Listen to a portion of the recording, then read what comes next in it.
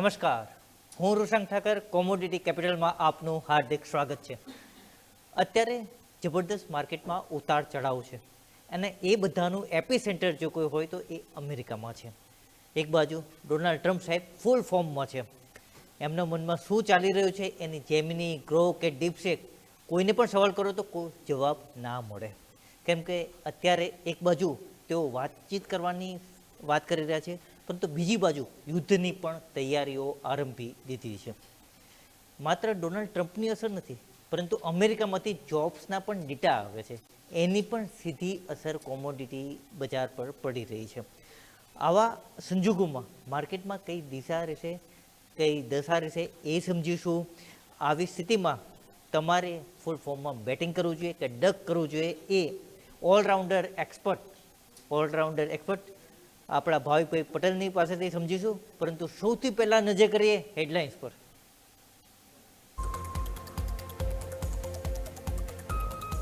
American ડેટાએ સોના ચાંદીની ચમક ઘટાડી, જોબ્સ ડેટા મજબૂત આવ્યા, એનાથી ડોલરમાં મજબૂતાઈ જોવા મળી, એના લીધે સોના ચાંદીની કિંમતો ઘટી.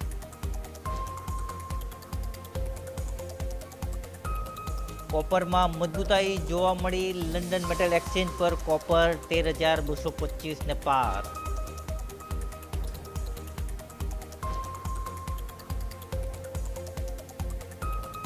ક્રૂડમાં રિસ્ક પ્રીમિયમ વધુ, એમસીએક્સ પર મામૂલી ઘટાડો, પરંતુ બ્રેન્ટ ક્રૂડ ઓઇલ $70 નજીક.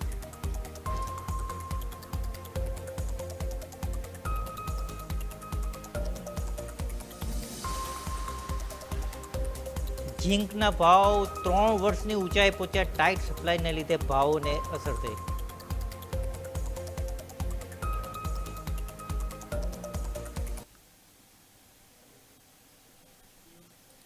હવે ભારતીય રૂપિયાની વાત કરું, જે અત્યારે મજબૂતાઈ બતાવી રહ્યું છે. ભારત અને અમેરિકા વચ્ચેની ટ્રેડ ડીલના લીધે ભારતીય રૂપિયો સતત મજબૂતાઈ બતાવી રહ્યો છે.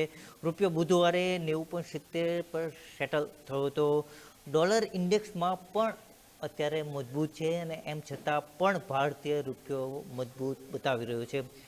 વિદેશી રોકાણકારો પાછા ફરી રહ્યા છે, નેટ ખરીદદાર રહ્યા. બુધવારે વાત કરીએ તો એફઆઈએસે ભારતીય શેરોમાં 944 કરોડની ખરીદી કરી, નેટ ખરીદી કરી.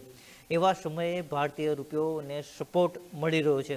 તો ભારતીય રૂપિયાની કેવી સ્થિતિ રહેશે, કઈ રેન્જ જોવા મળશે, એના વિશે ભાવિકભાઈ પટેલની પાસેથી સમજીશું. ભાવિકભાઈ, આપનું હાર્દિક સ્વાગત છે. ભાવિકભાઈ આપણી સાથે જોડાશે. ભાવિકભાઈ, આપનું હાર્દિક સ્વાગત છે. Good morning, Roshanbhai. Thank you for having the session. Dollar ઇન્ડેક્સમાં મજબૂત છે, એમ છતાં પણ આપણે ભારતીય રૂપિયામાં મજબૂતાઈ યથાવત જ છે.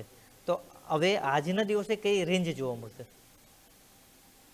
આઈ થિંક જે રીતે આપણે યુએસ અને ઇન્ડિયાની ટ્રેડ ડીલ થઈ હતી તો એક્સપેક્ટેડ હતું કે 90 ની નીચે, એટલે ખાસ કરીને મને લાગે છે કે 88 સુધી રૂપિયા આવી શકે હતો. બટ અત્યારે આપણે જોઈ રહ્યા છીએ કે રૂપિયો એટલો આવ્યો નથી, ડિસ્પાઇટ ડોલર ઇન્ડેક્સમાં અત્યારના વીક થઈ રહ્યો છે. અને આઈ થિંક રૂપિયાની એટલે સ્ટ્રેન્થ નથી રહી, કારણ કે જે રીતે આપણે ફોરેક્સ રિઝર્વ વધી રહ્યું છે એ રીતે મને લાગે છે કે કશેક ને કશેક આરબીઆઈ જે છે ડોલર બાય કરી રહ્યું છે. અને આગળ જતા કદાચ જો રૂપિયો વધારે ડેપ્રિશિએટ થાય તો મે બી ડોલર વેચવા માટે વધારી રહી છે. બટ ઓવરઓલ એફઆઈ તો પોઝિટિવ છે કે એફઆઈ ગઈકાલ આપણે જોયું તો પહેલી વાર 3 બજેટમાં 900 સમથિંગ કરોડનું બાઇંગ થયું છે. એની પહેલા આપણે જોયું તો ખાલી માત્ર 29 કરોડનો થયો હતો. એટલે આઈ થિંક જો એફઆઈ કન્ટિન્યુઅસલી જો બાઇંગ સ્ટાર્ટ થશે તો મને લાગે છે કે રૂપિયામાં કશેક ને કશેક ફરીથી મજબૂતી જોવા મળશે. અત્યારે રૂપિયામાં એટલે મજબૂતી નથી જોવા મળતી રહી, કારણ કે મને લાગે છે કે આરબીઆઈ જે છે ડોલર બાય કરી રહી છે, રિઝર્વ વધારી રહી છે. એટલે આગળ જતા આઈ થિંક 90 નો લેવલ બહુ ક્રુશિયલ છે. જો 90 બ્રેક થાય છે તો 89.50 89.40 આવે છે. અદરવાઇઝ હું એક્સપેક્ટ કરી રહ્યો છું કે હમણાં શોર્ટ ટર્મ માટે 90 થી 91 એ બેની રેન્જ વચ્ચે જ રૂપિયો ટ્રેડ થશે.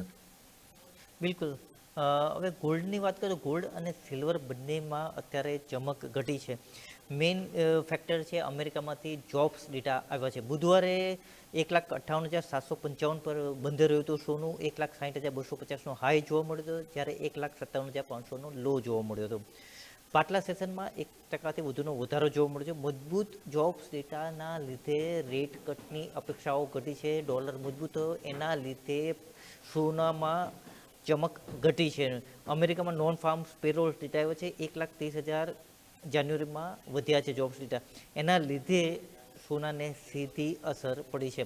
હવે તમામ આધાર છે એ અમેરિકામાંથી બીજા ડેટા આવશે, ઇન્ફ્લેશનના ડેટા આવશે, એના લીધે ડોલરને ઇમ્પેક્ટ પડશે ને એની સીધી અસર સોનાને પડશે, કેમ કે ડોલર મજબૂત થાય એના લીધે સોનાની ચમક ઘટી જાય. તો આવી સ્થિતિમાં ફેડરલ પોલિસી છે એ રેટ કટને લઈને પણ ડિસિઝન લઈ શકે છે. ભાવિભાઈ, અને ગ્લોબલ બેન્કો સોનાને લઈને પોઝિટિવ છે ઓવરઓલ.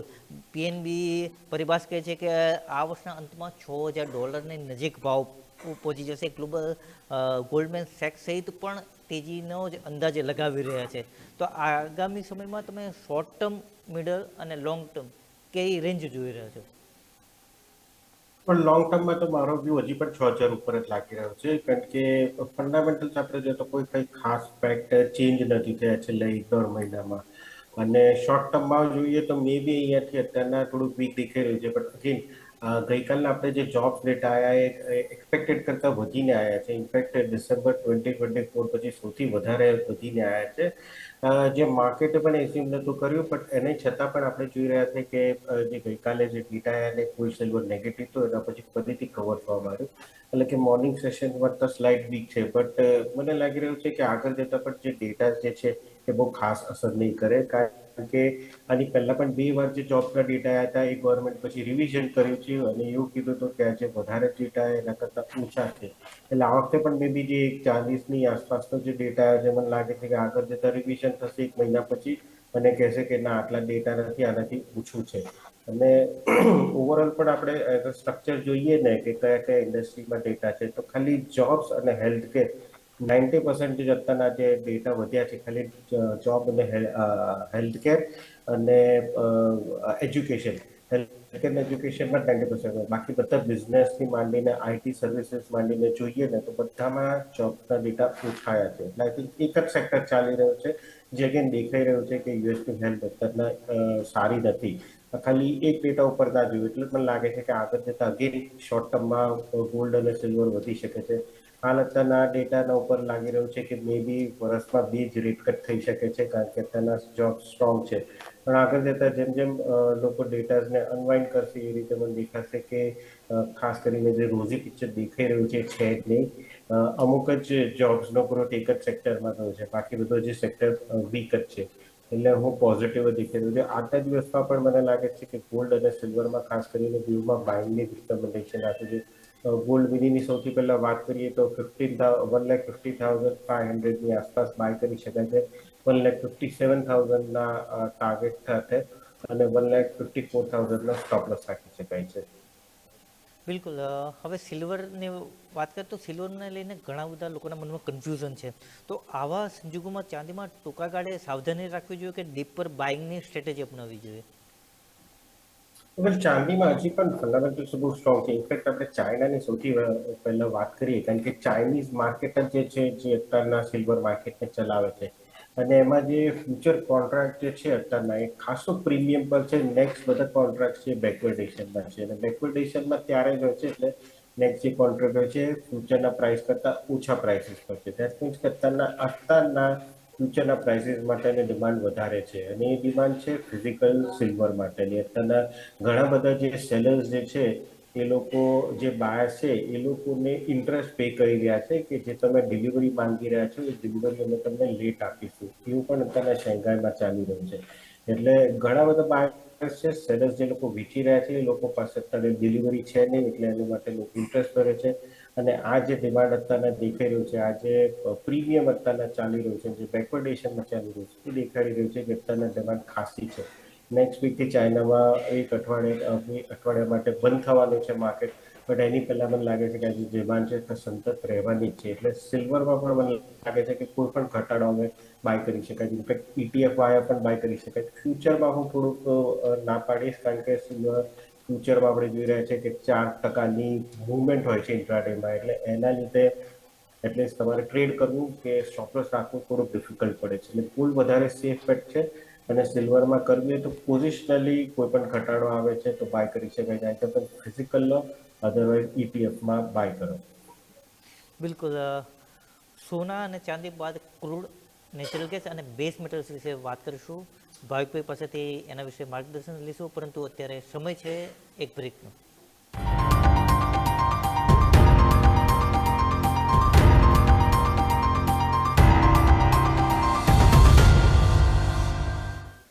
બ્રેક બાદ આપનું સ્વાગત છે. અત્યારે હવે ક્રૂડની વાત કરીશું, પરંતુ ક્રૂડમાં જો કોઈ મોટું સૌથી ફેક્ટર હોય તો એ છે ટ્રમ્પ ફેક્ટર. એ અમેરિકા અને ઈરાન વચ્ચેના યુદ્ધને લઈને સમીકરણો બનાવી રહ્યા છે, તો એની સીધી અસર ક્રૂડની કિંમતો પર પડી રહી છે. બુધવારે 5,896 પર બંધ થયું હતું ક્રૂડનો ભાવ. એમસીએક્સ પર બુધવારે 1.66% વધારો જોવા મળ્યો હતો. સીધી એ પણ ક્રૂડની ટ્રમ્પ ફેક્ટરની અસર છે ને અત્યારે બ્રેન્ટનો ભાવ $70 નજીક છે. હવે એમસીએક્સ પર વાત કરીએ તો અત્યારે મામૂલી ઘટાડો છે, 0.02%નો ઘટાડો છે, 5,895 લેવલ જોવા મળી રહ્યું છે. અમેરિકા અને ઈરાન વચ્ચેનું તણાવ એ યુદ્ધનું સ્વરૂપ લઈ શકે છે કે નહીં, એની પર બધાની નજર મંડાયેલી છે. જો યુદ્ધ થશે, અમેરિકા ઈરાન પર હુમલો કરશે, તો એવી સ્થિતિમાં ક્રૂડના ભાવમાં હજી પણ વધારો થઈ શકે છે. અત્યારે ટ્રમ્પ નેતન્યાહુને મળ્યા, ઇઝરાયલના પીએમને મળ્યા, ને એ વાતચીતમાં ઈરાનની સાથે ન્યુક્લિયર ડીલને લઈને વાતચીત થઈ રહી છે, એના વિશે વાત કરી રહ્યા છે. એટલે વાત સમાધાનની થઈ રહી છે, પરંતુ ટ્રમ્પના મનમાં શું ચાલી રહ્યું છે એના વિશે કંઈ પણ કહેવું મુશ્કેલ છે. તો આવા સંજોગોમાં જે કંઈ પણ બીજા ફેક્ટર્સ આવી રહ્યા છે કે અમેરિકન ઇન્વેન્ટર્સમાં 8.5 મિલિયન બેરલનો વધારો થયો છે, ઓવર સપ્લાયની ચિંતા છે, આ બધા જ જે બીજા કંઈ સંકેતો છે એને નેગેટ કરી રહ્યા છે ટ્રમ્પ ફેક્ટર. તો ભાવિકભાઈ, આગામી સમયમાં ક્રૂડના ભાવ $72 પાર થવાની કેટલી સંભાવના? અત્યારે તો સારી જ લાગે છે સંભાવના, કારણ કે ઇનફેક્ટ ડબ્લ્યુટીએ પણ જોઈએ તો 65-66 નો હર્ડલ છે, અને જો એ બ્રેક કરે છે તો મને લાગે છે કે બીજા $2-3 થઈ શકે છે. અત્યારના જે રીતે ટોક્સ ચાલી રહ્યા છે યુએસ ઈરાનના, એ રીતે તો જો તમને લાગે છે કે ડેડલોક નથી હટવાનું, કારણ કે યુએસની જે કન્ડિશન છે એ ઈરાન માનવાનું નથી કે એ લોકો બેલિસ્ટિક મિસાઇલ પ્રોગ્રામ જે છે એ ક્લિયરલી ઓછું કરી દે, પ્લસ ન્યુક્લિયર જે પ્રોગ્રામ છે એ ટોટલી બંધ કરી દે, અને જે લોકો પાસે યુરેનિયમ એનરિચમેન્ટ છે 400 કિલોનું એ આપી દે. બટ એની સામે ઈરાને તો ચોખ્ખું કહી દીધું છે કે તમે સેન્કશન્સ કાઢો, તમે ખાલી જે એનરિચમેન્ટ પ્રોગ્રામ છે એ ઓછું કરીશું. એટલે મને લાગે છે કે આગળ જતા આઈ થિંક આ ટોક્સનું કશું થવાનું નથી, જે અગેન પોઝિટિવ છે ક્રૂડ માટેનો. અને આપણે જોઈ રહ્યા છીએ કે યુએસની ઇન્વેન્ટરી વધી છે, એટલે એના લીધે અપસાઇડ થોડુંક લિમિટેડ દેખાઈ રહ્યું છે, બટ આગળ જતા આઈ થિંક એ જે ઇન્વેન્ટરી છે પાછી ઓછી થઈ શકે છે. અને અત્યારના જે ઓપેક પ્લસનો ડેટા પણ આવ્યો છે, જે રિપોર્ટ આવ્યો છે, એ લોકોએ કીધું છે કે સેકન્ડ ક્વાર્ટરમાં મે બી ફર્સ્ટ ક્વાર્ટર કરતાં ડિમાન્ડ થોડીક ઓછી થઈ શકે છે. All the market already affected થઈ ગયું છે. બટ તમે જેમ કહી રહ્યા છો, જે મેઇન અત્યારના જોકર ઇન ધ પેક છે એ છે ડોનાલ્ડ ટ્રમ્પ. શું ચાલી રહ્યું છે ખબર નથી રહ્યું. એક બાજુ એ કહે છે કે આપણે ટોક્સ માટે તૈયાર છે, બીજી બાજુ એ લોકો મિલિટરી એક્શન માટેની તૈયારી કરી રહ્યા છે. મને લાગે છે કે અત્યારના તો જ્યાં સુધી ટોક્સમાં બે બાજુથી કોઈ પોઝિટિવ ન્યૂઝ નથી આવતા, ત્યાં સુધી મને લાગે છે કે ક્રૂડમાં બાય એન્ડ ડિપ્સની સ્ટ્રેટેજી રાખવી જોઈએ. અત્યારના તો કોઈ બહુ મોટું કરેક્શન દેખાઈ નથી રહ્યું. ઓવરઓલ 55 થી 6,000ની રેન્જ દેખાઈ રહી છે. અત્યારના પણ આજના દિવસમાં પણ 58-50ની આસપાસ આવે છે. તો બાયની રિકમેન્ડેશન છે 59-50ના ટાર્ગેટથી, અને 5800નો સ્ટોપ લોસ રાખી શકાય છે. બિલકુલ. હવે કોપરની વાત કરીએ તો લંડન મેટલ એક્સચેન્જ પર 0.43%નો વધારો છે, 13,223નું લેવલ છે, પરંતુ એમસીએક્સ પર અત્યારે ઘટાડો છે. એલએમઈ પર વધારો છે, પરંતુ એમસીએક્સ પર 0.10%, એટલે મામૂલી ઘટાડો છે. બુધવારે કોપર 1247.90 પર બંધ થયું હતું, અને અત્યારે 1246.70નો ભાવ છે. ઓવરઓલ સપ્લાય શોર્ટેજને લીધે સપોર્ટ મળી રહ્યો છે, એના લીધે જ એલએમઈ પર ભાવ વધારે જોવા મળી રહ્યો છે. હવે અત્યારે કોપર સપ્લાય સાઇડ શોર્ટેજ છે, એક્સપ્લોર કરવા માટે પૂરતું ફંડ જોઈએ, ને એના લીધે જ એવી સંભાવના વ્યક્ત થઈ રહી છે કે બુલિશ ટોન જળવાઈ રહેશે. ભાઈ, આગામી સમયમાં કોપરમાં કયા લેવલે ખરીદવાની તક છે? ને બીજો સવાલ એ છે કે કોપર એલએમઈ પર અત્યારે ભાવ વધારો જોવો મળી રહ્યો છે, પરંતુ એમસીએક્સ પર મામૂલી ઘટાડો જોવા મળ્યો. હવે તો મિસમેચનું કારણ શું? પણ મિસમેચનું એક પણ કારણ એ પણ છે કે અત્યારના આપણે જોઈ રહ્યા છે કે શેંઘાઈ ફ્યુચરમાં પણ જોઈએ તો શેંઘાઈ ફ્યુચરમાં પણ પ્રીમિયમ પર ચાલી રહ્યું છે. અને આપણે અત્યારના જોઈએ તો એલએમઈમાં વધાર્યું છે, બટ એની સામે આપણે રૂપિયો છે થોડોક મજબૂત થયો છે, એટલે એના લીધે ઓફસેટ થયું છે. સેકન્ડ એ પણ જોઈએ કે કાલે એલએમઈમાં એટલા બધા ભાવ નતા વધ્યા, પણ આપણે ત્યાં અહીંયા 1270 સુધી ભાવ વધી ગયા હતા. એટલે આપણે ત્યાં ઓલરેડી એલએમઈની સામે પ્રીમિયમમાં ચાલતું હતું. એટલે અત્યારના આઈ થિંક પ્રાઇસ ફરીથી પેરિટીમાં થઈ ગયું છે કે જ્યાં આપણે જે પ્રીમિયમમાં ચાલતું હતું આપણે પ્રીમિયમમાં નથી, એટલે જ એલએમઈમાં ભાવ વધ્યા છે અને આપણે નથી વધ્યા. કારણ કે ઓલરેડી ગઈકાલે આપણે ભાવ ઉપર જ હતો એલએમઈની કમ્પેરિઝનમાં, અને હજી પણ મને લાગે છે કે ભાવ ઉપર જ રહેશે, કારણ કે બીએચપી એસ્કોન્ડિયા જે માઇન જે છે એ અગેન ત્યાં ડિસ્ટર્બ થયું છે. એના ન્યૂઝ ઉપર જ ગઈકાલે આપણે એમસીએક્સમાં જોયું હતું કે તેજી જોયું હતું, અને એક્સપેક્ટેડ છે કે આ ડિસ્ટર્બન્સ છે હજી પણ ચાલુ રહી શકે છે. એટલે ઓવરઓલ મને લાગે છે કે જ્યાં સુધી 1200ની નીચે નથી જતો પ્રોપર પ્રાઇસ, ત્યાં સુધી કોઈ કરેક્શન આવશે નહીં. ઉપર હજી પણ 1300નો ટાર્ગેટ છે યથાવત છે. 1300નો ટાર્ગેટ આજના દિવસ માટે નથી, કારણ કે 1300 આઈ થિંક એ 1 થી 2 મહિનાની અંદર આવી શકે એવું દેખાઈ રહ્યું છે. અત્યારના 1246ની આસપાસ ચાલી રહ્યું છે. અગેન આજના દિવસમાં 1230ની આસપાસ આવે છે તો બાયની રિકમેન્ડેશન છે 1250ના ટાર્ગેટથી 1230નો સ્ટોપ લોસ રાખી શકાય છે. અને મીડિયમ ટર્મ 1300નો ટાર્ગેટ રાખી શકો, જ્યાં સુધી 1200ની નીચે નથી જતું ત્યાં સુધી કોપરમાં કોઈ અત્યારના કરેક્શન આવ્યું દેખાઈ નથી રહ્યું. મેબી અહીંયાથી 2 વીકમાં થોડુંક પ્રાઇસીસ જે છે એ સાઇડવેઝ થશે, કારણ કે ચાઇનાનો ન્યૂ યર આવે છે એટલે એ લોકો ટોટલી બંધ કરી દેશે, એટલે ત્યાંથી જે ડિમાન્ડ છે બધી જતી રહેશે. હું પહેલા લોકો જે હોય છે એ ઇન્વેન્ટરીઝ ભરતા હોય છે, એટલે અહીંયાથી એટલીસ્ટ 2 વીક મને લાગે છે કે પ્રાઇસીસ સાઇડવેઝ રહેશે, બટ ટોન ઓવરઓલ બુલિશ જ છે. બિલકુલ. હવે બીજી બેઝ મેટલની વાત કરીએ તો ઝીંકમાં બુધવારે 328.95 પર બંધ થયો હતો ભાવ, અને અત્યારે 0.24% વધારો સાથે 329.75નો વધારો છે. એલએમઈ પર વાત કરીએ તો અત્યારે ઝીંક 0.7% વધારો સાથે 3442ના ભાવ પર પહોંચી ચૂક્યું છે. બહુ સપ્લાય શોર્ટેજને લઈને ચિંતા છે કે સપ્લાય નથી, એની સામે ડિમાન્ડ વધારે છે. ગયા વર્ષે ઉત્પાદનમાં માત્ર 2%નો ઘટાડો જોવા મળ્યો હતો. ઉત્પાદન પર કાપ મૂકવામાં આવ્યો તો કઝાકસ્તાન અને જાપાનમાં સ્મેલ્ટર્સ દ્વારા ઉત્પાદન પર મર્યાદા મૂકવામાં આવી છે, અને બીજી તરફ ડિમાન્ડ તો યથાવત છે. તો એકંદરે તમને લાગી રહ્યું છે કે ભાઈ કે બુલિશ ટોન જળવાઈ રહેશે ઝીંકમાં? વેલ, જરૂરથી, કારણ કે ઇનફેક્ટ એલએમઈમાં પણ આપણે જોઈએ ને ઝીંકનો સ્ટોક, તો એ પણ અત્યારના ઘટી રહ્યા છે. ઇનફેક્ટ ટોટલ ગ્લોબલ ઇન્વેન્ટરીઝ આપણે જોઈએ તો 5 વર્ષના સિઝનલ લો ઉપર છે. અને જેમ તમે કીધું કે અત્યારના સ્મેલ્ટર્સ જે છે એ પણ અત્યારના ઓછું થઈ રહ્યું છે, એટલે અગેન પ્રોડક્શન જે છે એ આગળ જતા ઓછું જ થવાનું છે. ઓવરઓલ આપણે ત્યાં અહીંયા દેખાઈ રહ્યું છે કે જે એલ્યુમિનિયમ અને ઝીંકના ભાવ જે સાથે સાથે હતા એ અગેન હવે ઝીંક આઉટ પરફોર્મ કરી રહ્યું છે, જે યુઝ્યુઅલી હોતું જ હોય છે. એટલે એ પણ એક પોઝિટિવ એસ્પેક્ટ છે કે જે દેખાડે છે કે ઝીંકની ડિમાન્ડ જે છે હેલ્ધી છે. સામે આપણે ઇન્વેન્ટરી જોઈએ તો 5 વર્ષના સિઝનલ લો ઉપર છે, એટલે આના પ્રાઇસીસ ઉપર જ જવાના છે. જેમ મેં કીધું કે ચાઇનાનું માર્કેટ બંધ છે એટલે મને દેખાઈ નથી રહ્યો કે નેક્સ્ટ 2 વીકમાં આપણને કોઈ મોટી તેજી થશે, બટ અંડર ટોન તો હજી પણ બુલિશ છે. કોઈ પણ ઘટાડે બાય કરી શકાય છે. આજના દિવસમાં 330ની આસપાસ બાય કરી શકાય, 333ના ટાર્ગેટથી 328નો સ્ટોપ લોસ રાખી શકાય છે. બિલકુલ. હવે નેચરલ ગેસની વાત કરીએ તો અત્યારે 1.80%નો વધારો થાય 293.70નો લેવલ છે. 4 સપ્તાહના નીચલા સ્તરેથી સારી એવી રિકવરી આવી છે. હવે મૂળ વાત એ છે કે અમેરિકા અને યુરોપમાં એકંદરે તાપમાન સામાન્ય કરતાં વધુ છે, અને જ્યારે તાપમાન વધારે હોય ત્યારે હીટિંગની ડિમાન્ડ ઘટે, નેચરલ ગેસની ડિમાન્ડ ઘટે. આમ છતાં પણ અત્યારે ભાવમાં વધારો જોવા મળ્યો છે. તો આ શોર્ટ ટર્મ રેલી પાછળ શું કારણ છે, અને કેટલા સમય સુધી શોર્ટ ટર્મ રેલી જોવા મળશે?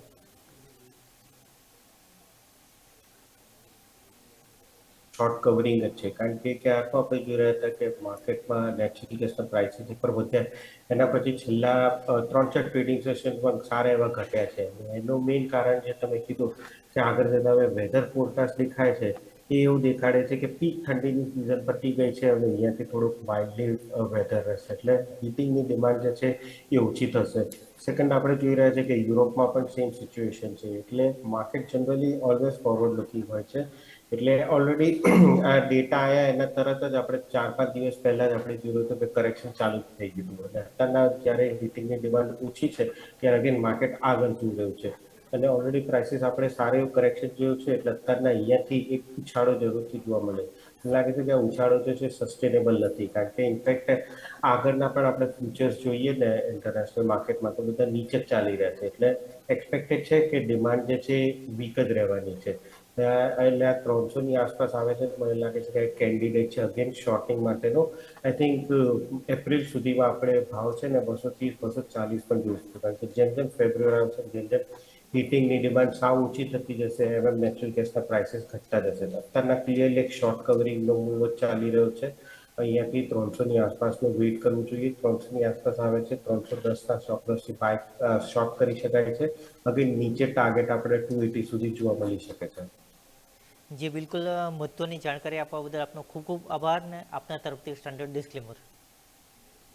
જે પણ મેં એડવાઇસ આપી છે ક્લાયન્ટને આપી છે, એમની પોઝિશન હોઈ શકે છે, મારા પર્સનલ પોર્ટફોલિયોમાં કોઈ કોમોડિટી પોઝિશન નથી. જી વધુ એક વખત આપનો આભાર. હવે ભાવ પર નજર કરીએ તો ગોલ્ડ અને સિલ્વરમાં બંને ઘટાડો જોવા મળી રહ્યો છે. ગોલ્ડમાં 0.47, જ્યારે સિલ્વરમાં 1.24% ઘટાડો જોવા મળ્યો છે. ક્રૂડમાં મામૂલી ઘટાડો છે, 0.05% ઘટાડો છે. નેચરલ ગેસમાં આશ્ચર્યજનક રીતે 1.56% વધારો છે. કોપરમાં 0.12% ઘટાડો છે. ઝીંકમાં 0.27% વધારો જોવા મળ્યો છે. આ તો થઈ વાત નોન એગ્રી કોમોડિટીઝની. એગ્રી કોમોડિટીઝ વિશે આપને સાથે વાત કરશે માર્કેટની દશા અને દિશા કહેશે યશ અને ધવલ પટેલ. મને રજા આપશો. નમસ્કાર.